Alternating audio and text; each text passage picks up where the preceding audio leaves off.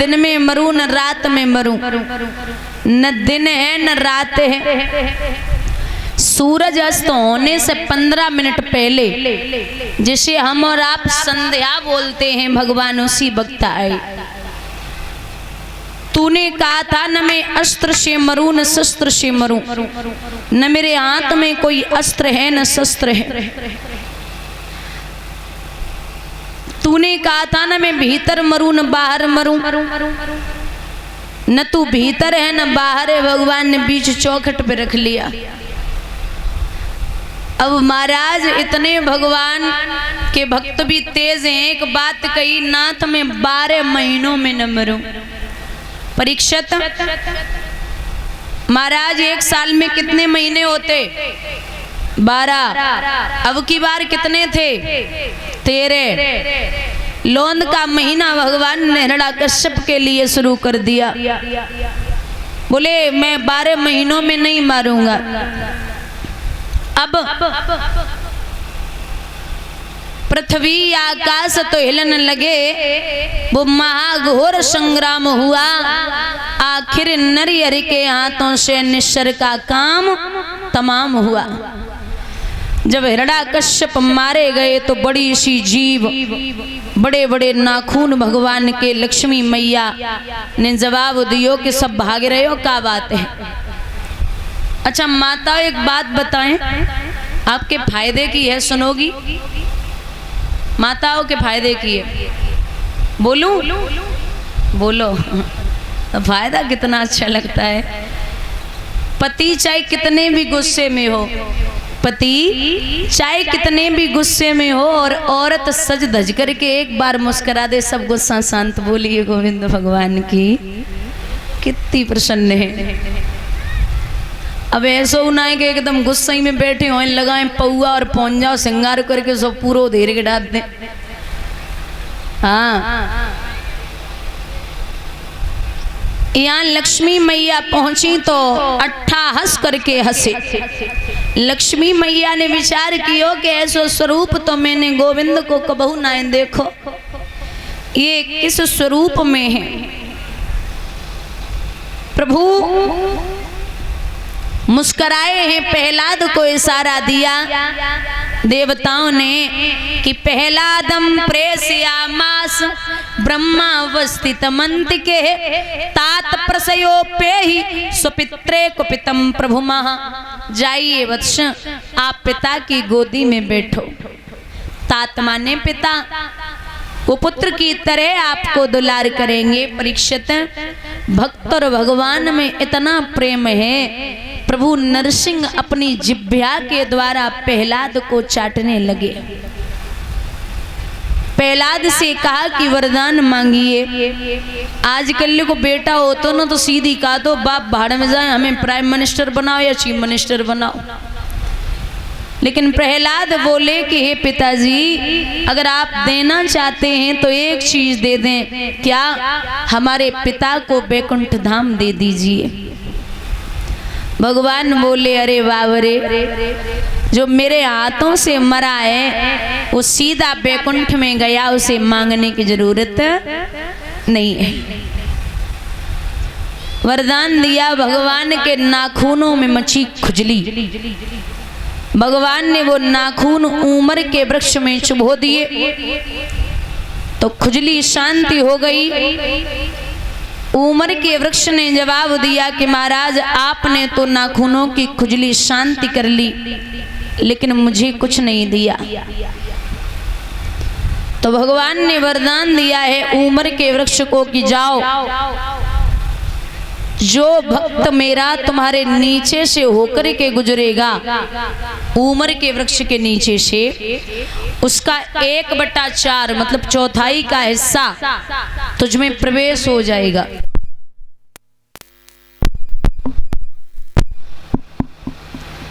लेकिन अगर मेरे भक्त ने कहीं 5 बार कह दिया नरसिंह हरे नरसिंह हरे नरसिंह हरे नरसिंह हरे नरसिंह हरे, तो तुम्हें कुछ मिलने वाला नहीं है। इस प्रकार से प्रभु वरदान देकर के अंतर ध्यान हुए। प्रहलाद की तीसरी पीढ़ी पर, कौन सी पीढ़ी पे? तीसरी पीढ़ी पर एक राजा हुए हैं जिनका नाम है विरोचन। महाराज उनके पुत्र हुए जिनका नाम है बलि, जिन्होंने 101 यज्ञ पूर्ण करके इंद्र के इंद्रासन को अपने वश में कर लिया था। ऐसा था वो राजा, बड़े न्यायप्रिय। इनके गुरु हैं शुक्राचार्य जी। तो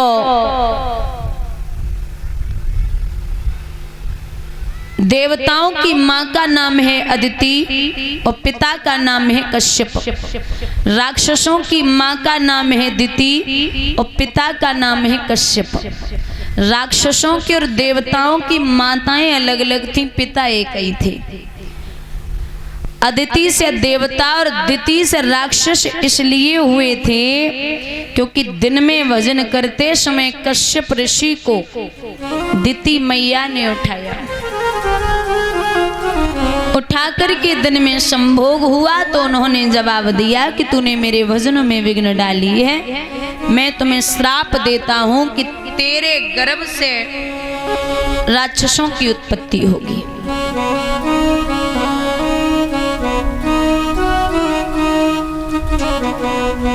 अब ये राक्षसी प्रवृत्ति के राजा बलि इंद्र के इंद्रासन पर बैठे। अदिति और कश्यप ने तपस्या की है, क्योंकि अगर विजय प्राप्त करना है देवताओं से तो तपस्या ही हथियार है। विजय प्राप्त की या तपस्या पर जब बैठे हुआ ऐसा बैठे ही तपदारी दोनों करें तपस्या वारी भैया, करें तपस्या वारी।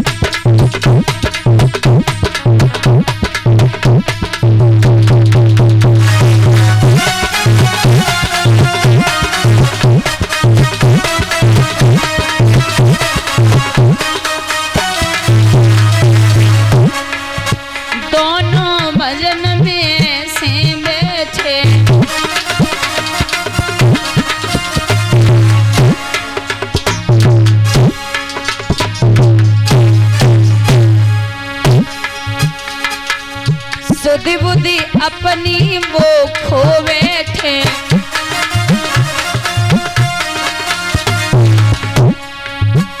हाँ बैठे तपधारी भैया, करें तपस्या वारी।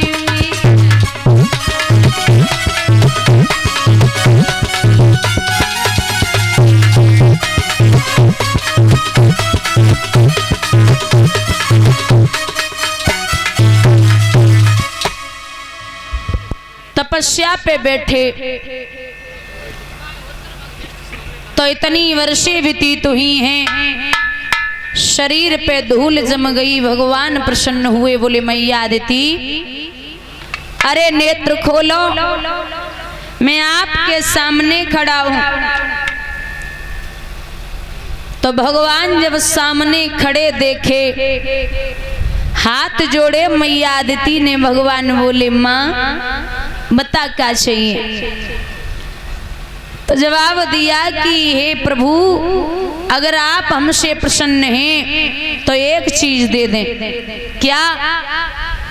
आपके जैसा बेटा मेरे घर में पैदा हो जाए। भगवान मुस्कुराए के बोले कि हमारे जैसो बेटा तो तीनों लोकन में उना है और तू हमें मांग रही है।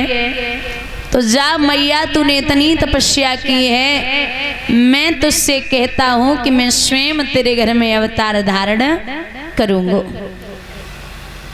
अच्छा माता एक बात बता दें कि अगर एक गर्भवती माँ 3 बातों का ख्याल रखे तो भगवान तो नहीं बल्कि उनके गुणों का बेटा आपके घर में जरूर पैदा होगा। जो गर्भावस्था में माँ हो वो 3 बातों का ख्याल रखे। पहला, जो मैया गर्भवती होती है वो सुबह उठ करके 1 या 1.5 किलो जौ या गेहूं सुबह 4 बजे उठ के ब्रह्म मुहूर्त में चाकी से पीसे। गांव में चाकी होती ना मिट्टी की, है अभी अम्मा? हाँ, तो उसी से बहू घर में है ना तो सिखा देना कि लला बताई गई है मिटिया, है ना। तो अब बहुएं बड़ी लाल ताल हो रही, बोले अच्छी सबक सिखा रही हो तुम। हाँ, वो घर पे जाके बोलेंगे नहीं नहीं उनकी बात नहीं माननी है। ऐसा मैं नहीं बोलती, भागवत कहती है कि 1 या 1.5 किलो जौ या गेहूं, नहीं पूछ लो माताओं से जो हमारी बुजुर्ग हैं, आपने पीसी या नहीं पीसी? पीसी है ना। मेरी दादी बोला करती थी कि उन्होंने पीसी है। तो दादी बोलती थी कि जितना पीस लेते थे उतना ही खा लेते थे, फिर शाम को फिर पीसते थे, तब उनकी रोटियां बनती थी पहले। आज से मान लो 40-50 साल। तो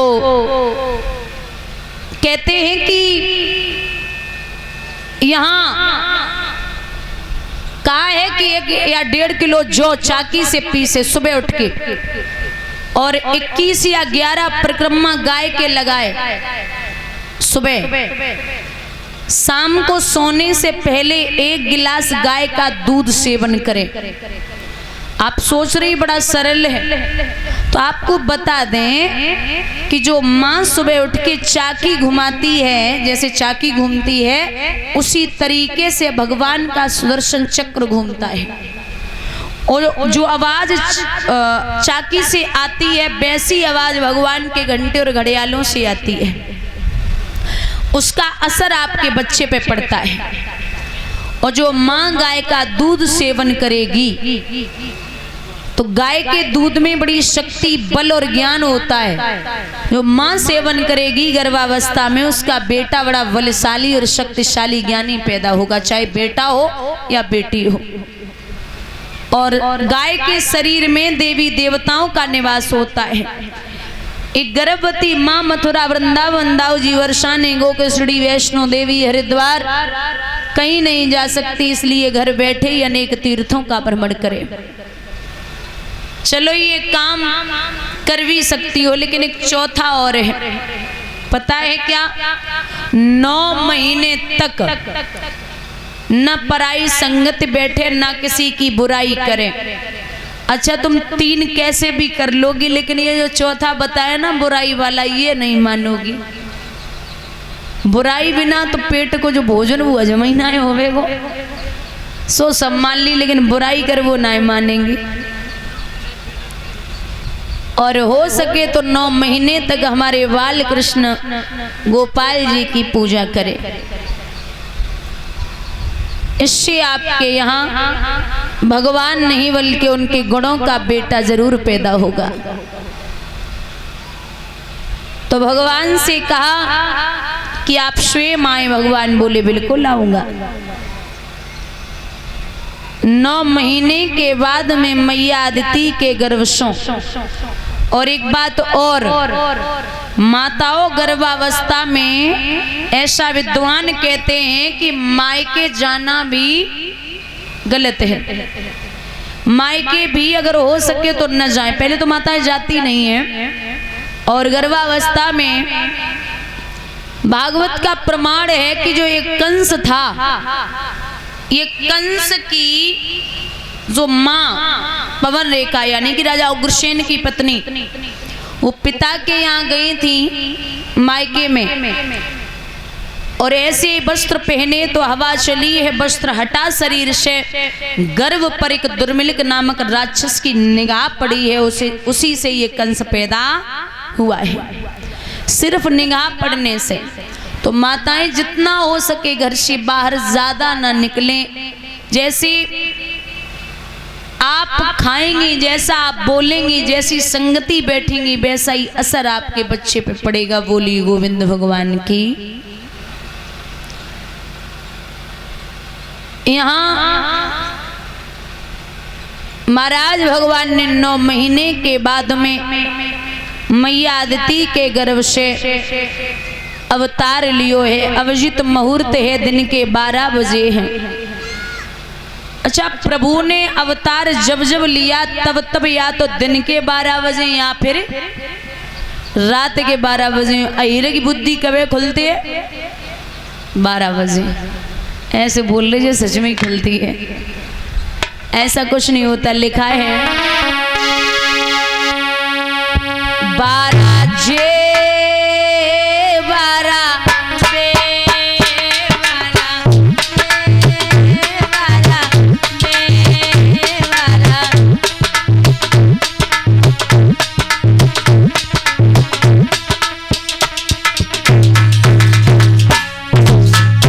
12 जे दिन के 12 और 12 बे रात के 12। सुनो, श्री कृष्ण का जन्म हुआ था बजे रात के 12। ये श्री कृष्ण का जन्म हुआ था बजे रात के 12। श्री राम का जन्म हुआ था बजे दिन के 12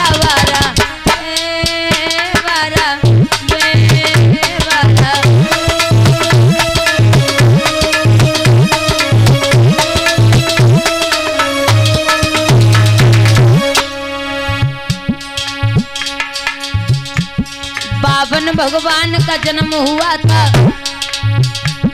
बावन भगवान का जन्म हुआ था बजे दिन के 12।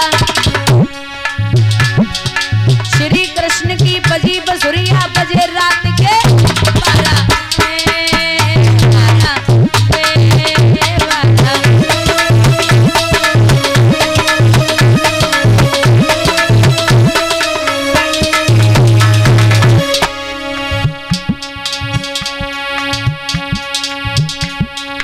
अर्जुन ने मछली को वेदा,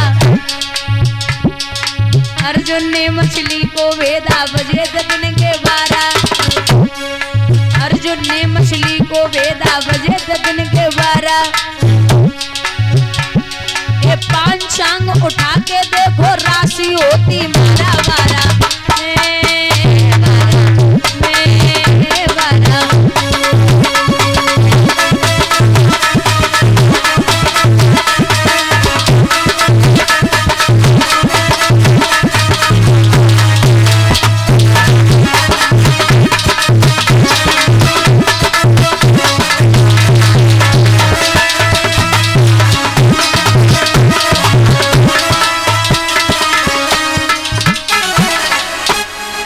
सच्चिदानंद स्वाधीन ब्रह्म फंसिए फिक्र के चंगुल में और रह गए समाकर विश्व रूप केवल 52 ही अंगुल में। तन पर वो पीतांबर न रहा, छोटा सा पीला कम्बल है। वो शंख नहीं, वो चक्र नहीं, हाथों में दंड कमंडल है।